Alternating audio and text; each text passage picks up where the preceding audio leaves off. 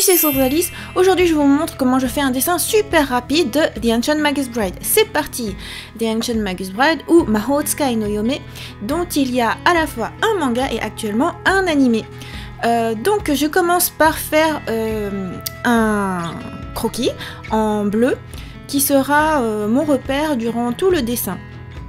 En fait là il y a un élément de composition puisqu'il y aura deux personnages et puis accessoirement c'est la toute première fois que je dessine Elias qui est le personnage qui a un, comment dire, un crâne, un crâne un peu démoniaque, donc je vais pas le faire en direct mais d'abord avec un brouillon et ensuite redessiner par dessus, mais cela dit avec un style assez croquis, assez jeté et spontané.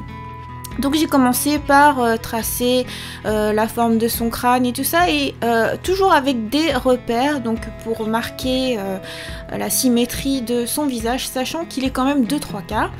Et voilà le croquis pour la petite Chise, enfin petite, l'adolescente, la jeune fille Chise. Elle sera de 3/4 mais face à lui en fait. Elle est dans une position un peu amoureuse, langoureuse, elle l'admire. Donc elle a une main qui se porte vers son visage, pardon, sachant que lui la porte dans ses bras. Mais lui il est tellement grand que on verra presque pas par rapport à sa grosse corpulence que il la tient. Toujours est-il que voilà, ils sont enlacés, puisqu'ils sont... c'est sa Oyome-san, quoi, c'est sa bride. Sa fiancée, voilà. Donc voilà, je parcours les 3 langues pour vous trouver le mot. Donc ici aussi, je trace pas mal de repères pour que le personnage soit bien équilibré par rapport à la grosse corpulence de Elias, surtout à son énorme crâne. Cela dit, donc elle a un corps d'adolescente, donc plutôt mince, plutôt frêle, mais agrandi par l'ampleur de ses vêtements. Donc elle porte en l'occurrence une grosse veste à capuche. Donc je repositionne un petit peu la composition. Ici, rien de particulier concernant la technique, hein. J'ai dessiné avec un pinceau pencil 5 pixels bleu sur un calque que j'ai mis en légère opacité pour pouvoir faire le trait noir cette fois, le trait définitif, le line art. Enfin, de toute manière, ce sera le trait croquis.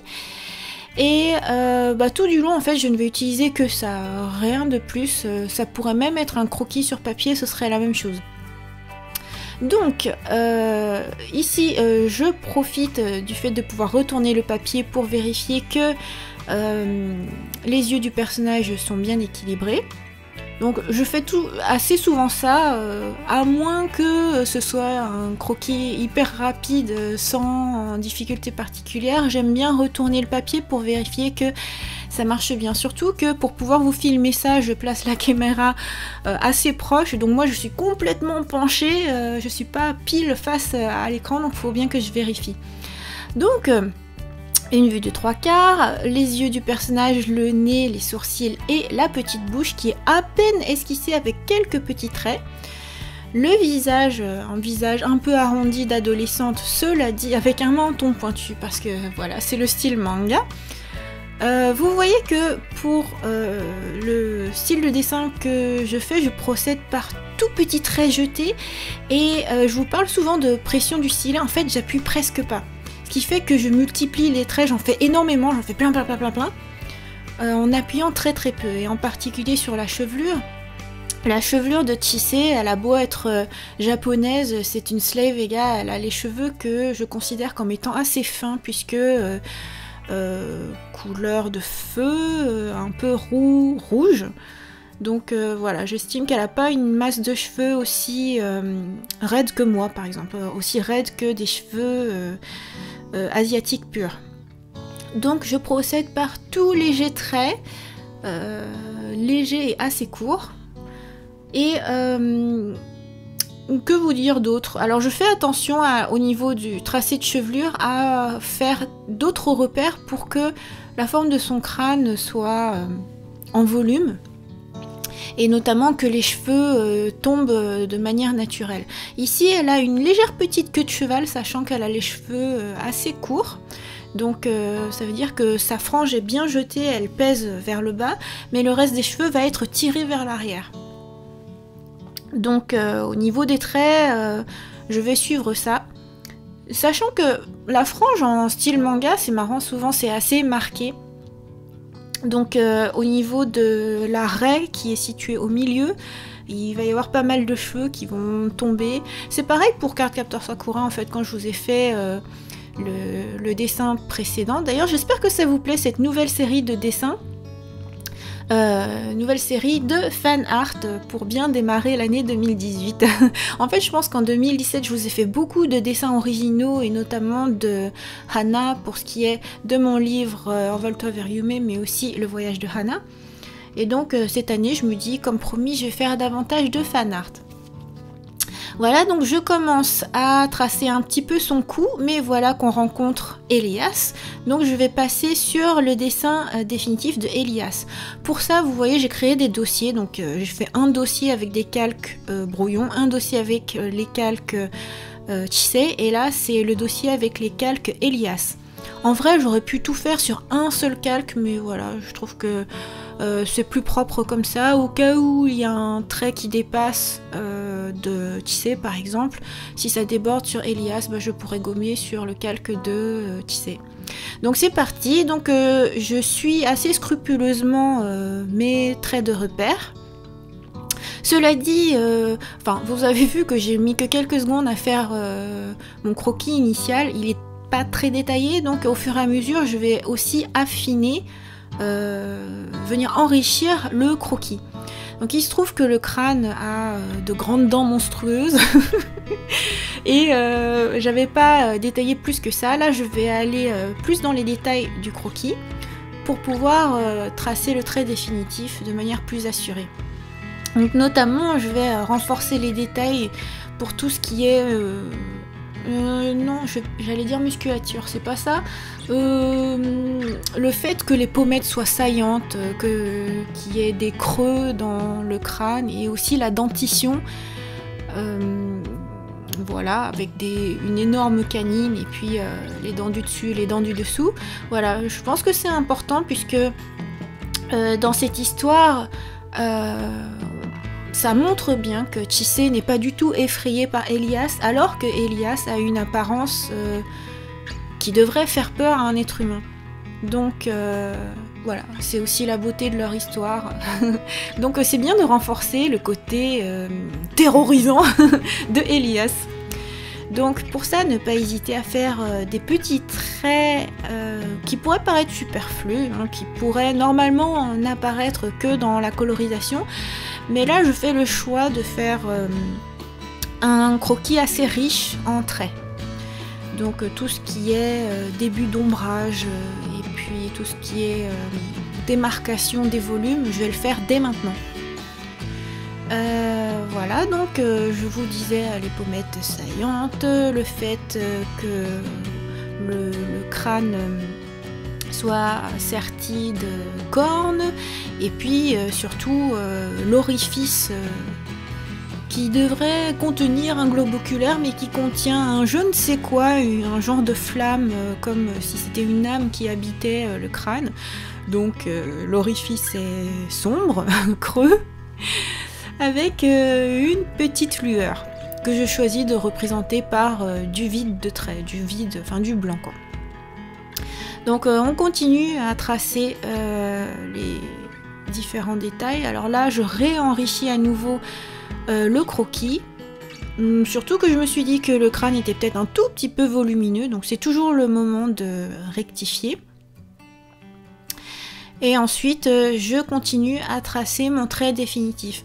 En fait si je voulais faire un dessin beaucoup plus propre, je dessinerais un line art par-dessus encore ce trait noir que je suis en train de faire, parce que le trait que je fais il n'est pas complètement propre, il y a plein de petits traits partout, alors que par exemple si c'était pour un style dessin animé, donc dans l'animé avec un style cellulo, ça aurait été un trait plus épais et un trait plus franc. Mais là je me rapproche plus du style manga et du style esquisse croquis spontanés. Voilà, cette année j'ai décidé de faire les choses en légèreté, pas de prise de tête, on s'amuse, on fait du dessin super rapide, super facile, et donc on garde tous les traits. Voilà, donc je fais la corne qui tournicote.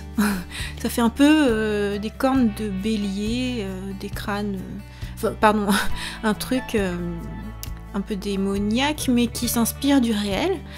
Je crois que mon chéri a dit que c'était peut-être le crâne d'un buffle, ou je sais pas trop à vrai dire. Donc on continue cette fois sur la dentition. Donc là, la mâchoire, ne pas oublier la mâchoire. On aurait vite fait de faire juste le haut du crâne et puis des dents. Mais voilà, il peut ouvrir sa grande gueule. Il peut ouvrir sa gueule effrayante, il y a même de la bave qui en sort. Mais il ne mange pas d'être humain. Enfin, en tout cas, il ne mange pas de Chisé.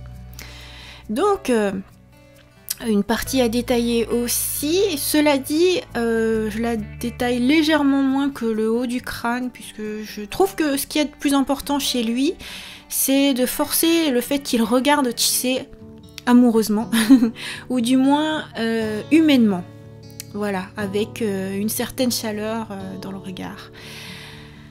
Et du coup, comme j'ai tracé... le crâne de Elias, je vais pouvoir continuer le corps de Chisé. Elle porte une chemise, un col de chemise, un pull et donc la veste à capuche dont je vous ai parlé.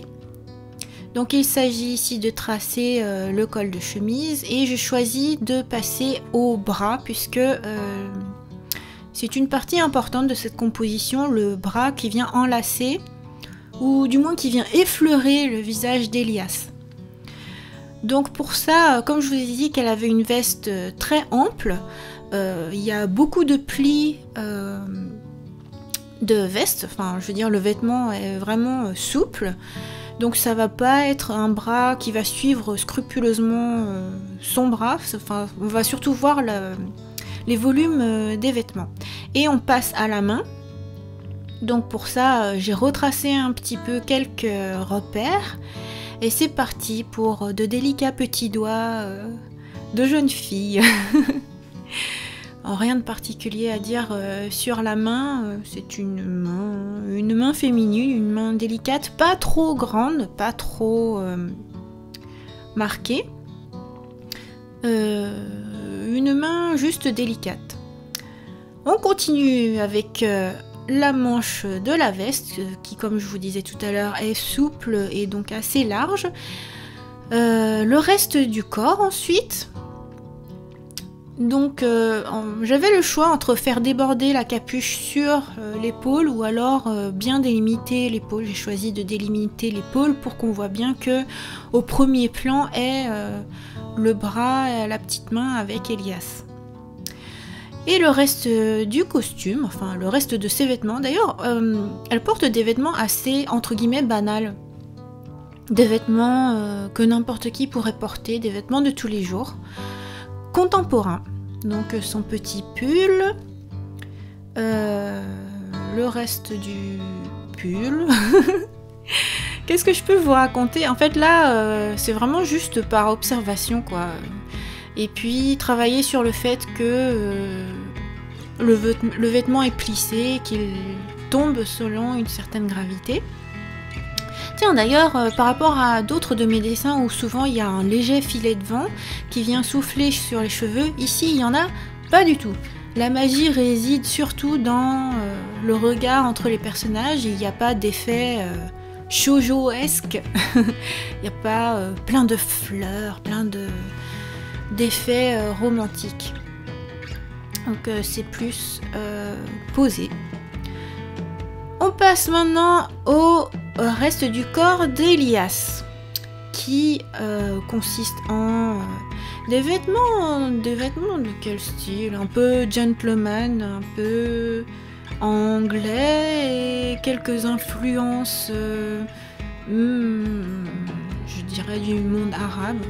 En fait, donc il a une grande veste qui suit son énorme corpulence et puis une chemise, une écharpe et puis des sortes de rubans qui viennent tenir son... comment appeler ça? Des fois en fait il se met un genre de tissu sur le crâne et des fois il se le met vers l'arrière. Au moment où il se le met sur le crâne, moi je me dis toujours que c'est plutôt par convenance, par simplification de la part de la mangaka. Ça permet de ne pas avoir à dessiner un crâne. Ou alors c'est pour masquer le fait qu'il n'est pas humain. Bon, toujours est-il que voilà comment se composent ces vêtements. Donc je trace 3 rubans, ou plutôt que rubans, 3 lanières qui passent les unes sur les autres. Donc c'est pas de manière concentrique, mais c'est vraiment l'un sur l'autre. Donc vous voyez que sur la gauche notamment, en fait, ça passe en dessous l'un de l'autre. Voilà. Ensuite, le col de la veste, comme je vous disais, une veste contemporaine tout simplement. Le début du tissu qu'il se met parfois sur le crâne, parfois en arrière. Ici, c'est en arrière. Le début de l'épaule, une énorme épaule, une épaule virile, et puis donc le tissu dont je parlais. Pour Elias aussi, c'est un tissu qui sera assez souple. Je signe, mais ce n'est pas fini, parce que sur un autre calque, je viens tracer des ombrages, ou plutôt je viens renforcer un petit peu le tout. Donc je fais ça sur un calque séparé parce que je me dis que si jamais j'ai envie de mettre en couleur ce dessin, ce sera tout à fait possible. Là en l'état, j'avais envie de le faire en noir et blanc, donc je choisis de marquer des ombrages juste par des traits. Donc vous voyez, de manière super rapide. Donc je viens jeter plein de traits en songeant au volume surtout. Donc voilà, je viens renforcer le regard, les zones un peu sombres, les plis des vêtements, et ça viendra enrichir le crayonné global. Donc là, au ressenti, hein, moi j'aime bien le faire comme ça, c'est-à-dire pas faire des traits, juste des traits parallèles pour faire comme si c'était une trame, mais vraiment suivre les plis naturels des vêtements, la manière dont tombent les cheveux, là où il devrait y avoir de la lumière, je viens marquer des ombrages. Ça vient marquer davantage aussi comment sont tirés les cheveux, comment tombent les cheveux.